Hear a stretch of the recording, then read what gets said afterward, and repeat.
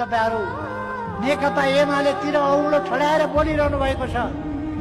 तपाईहरु के साँच्चै बहस गर्न सक्नुहुन्छ नेकपा एमालेसँग?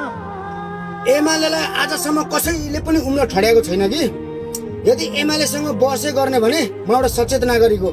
आउनुहोस् प्रधानमन्त्रीज्यू देशका, म तपाईसँग बहस गर्छु। आउनुहोस्, एमालेका मान्छेहरू पठाउनुहोस्, तपाईँभन्दा ट्यालेन्ट मान्छे पठाउनुहोस्। बुझ्नुभयो नि? हुन त मैले देशको परिस्थितिले, आफ्नो परिस्थितिले अर्काको देशमा छु हैन, गुलामी गर्न आएको छु। किनभने अब आफ्ना भएका कल कारखानाहरू बेचेर खायो, त्यही भएर म अर्काको देशमा आएर गुलामी गरेको छु हैन। आओ बहस गर्न मसँग, आओ एमालेका साथी हो, आओ। आजसम्म जनताको हितको लागि के काम गरेको छ एमालेले? एमालेमा हुने मान्छे कस्ता हुन्छन्?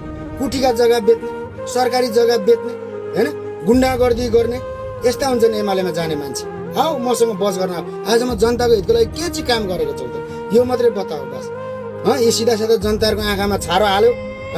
ल हे उहाँ समुद्र नभएको देशमा चाहिँ पानी जहाजले कुदाउँछ भनेको छ हैन।